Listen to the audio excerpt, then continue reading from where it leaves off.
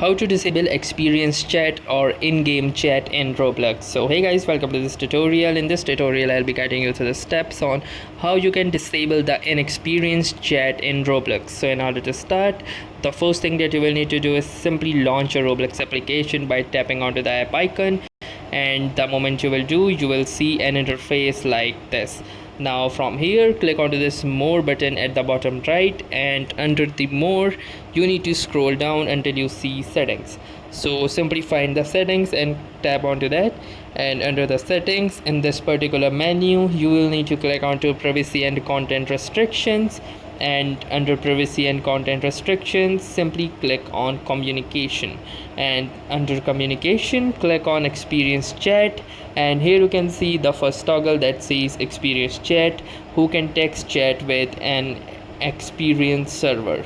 So in an experience server, if you want no one to chat with you, you can simply click onto this no one button, and once this says experience chat and related settings upgraded, you are all set. So that was all for this tutorial. Thanks for watching and have a nice day.